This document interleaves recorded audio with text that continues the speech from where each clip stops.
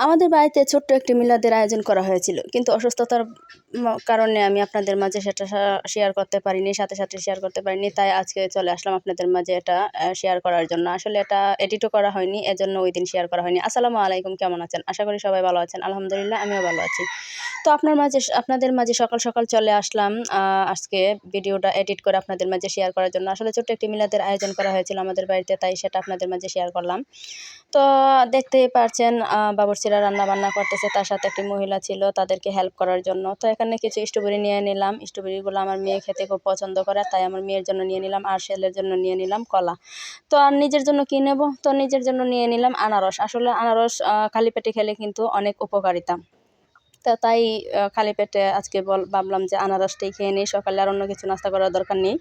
যেহেতু মিলাদের আয়োজন, বাড়িতে অনেক খাওয়া দাওয়ার অনুষ্ঠান চলতেছে বা খাওয়া দাওয়ার আয়োজন চলতেছে, তাই ভাবলাম যে আর অন্য কিছু খাওয়ার দরকার নেই, তাই খালি পেটে আনারসটাই খেয়ে নিলাম।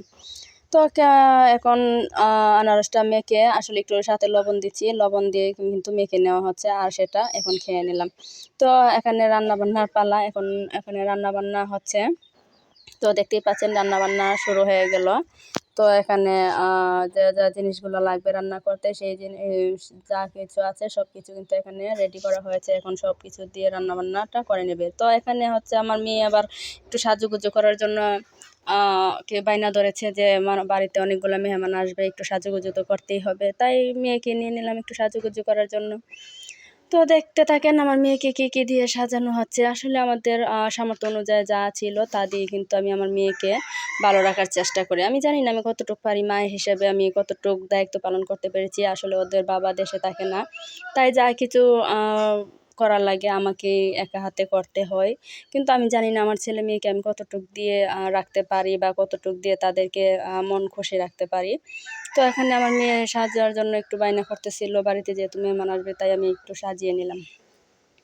তো দেখেন মেয়েকে প্রথমে কিন্তু ফ্রেশ করে নিলাম, ফ্রেশ করে তারপর একটু চোখে আইশ্যাডো লাগিয়ে দিলাম। তো আমি একটু আবার মুচকি মুচকি হাসতেছে। আসলে আমি বেশি একটা আমার মেয়েকে সাজিয়ে রাখতে চাই না, কারণ মানুষের নজর ভালো থাকে না। তো আমার আলহামদুলিল্লাহ একটি ছেলে একটি মেয়ে, আমাকে যদি আল্লাহ তাআলা তাদেরকে নেক হায়াত দান করে, আর আমাকে অনেক খুশি করেছেন আল্লাহ তাআলার কাছে শুকরিয়া, লাখ লাখ শুকরিয়া। তো আমার মেয়েকে এখন সাজিয়ে নিলাম। তো আমার মেয়েকে সাজানোর পর কেমন লাগে আপনারা অবশ্যই কমেন্টে জানিয়ে দেবেন। আসলে মায়ের কাছে ছেলেমেয়েরা যেমনই হোক না কেন, তাদেরকে অপরূপ সৌন্দর্য তাদের মায়ের কাছে অবশ্যই লাগে। আপনাদের কাছে আপনাদের ছেলেমেয়েকে কেমন লাগে আপনারা অবশ্যই কমেন্টে জানিয়ে যাবেন। আর আমার মেয়েটা আসলে একটু সাজুগুজু করার জন্য বেশিই পাগল। তো এখানে সাজিয়ে নিলাম মেয়েকে, আর ছেলেকে একটু ছেলেকে তো আর বেশি সাজানো যাবে না, তাই হালকা পাতলা করে একটা গেঞ্জি পরিয়ে দিলাম। তো ভাই বোন একসাথে কিন্তু খেলাধুলা করতেছে। তো দেখতেই পাচ্ছেন আমার মেয়েকে সাজানোর পর কেমন লেগেছে আপনারা অবশ্যই কমেন্টে জানিয়ে যাবেন।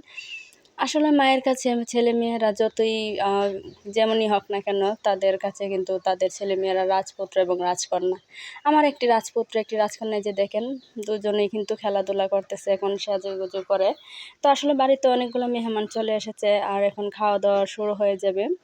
এখন বাজে প্রায়, আসলে ওই যে সময়টার মধ্যে আমাদের মিলাদের আয়োজনটা করা হয়েছিল প্রায় 2টো বেজে গিয়েছিল।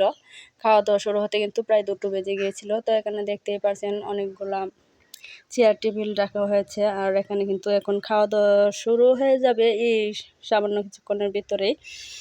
কিন্তু আমি সেদিন আপনাদের মাঝে এটা শেয়ার করতে পারিনি, কারণ আমি অনেক অসুস্থ ছিলাম, তার মাঝে আবার কিছু ব্যস্ততাও ছিলাম। তো এখানে আমার রাজকন্যাটা, ফুটফুটে রাজকন্যাটা বসে আছে, দেখতেই পাচ্ছেন। আমার রাজকন্যাটাকে আপনাদের কাছে কেমন লেগেছে অবশ্যই আপনারা আমাকে কমেন্টে জানিয়ে যাবেন। আর এখন এখানে হচ্ছে রান্নাবান্না যা হয়েছিল তা এখানে রেডি করতেছে। তো এখন খাওয়া দাওয়া হবে। তো আমার মেয়েটাও এখন, আসলে আমরা ওই দিন ওখানে বসেই খেয়েছিলাম। তো আমার মেয়ে খাওয়া দাওয়া করতেছে। আমার মেয়েকে খাওয়া দাওয়া আসলে খেতে পারবে না, যত নিয়ে গেছে তার চেয়ে বেশি। তো আমার মেয়েকে কেমন লাগছে আপনারা অবশ্যই কমেন্টে যাবেন, নিয়ে যাবেন। আজকের মতো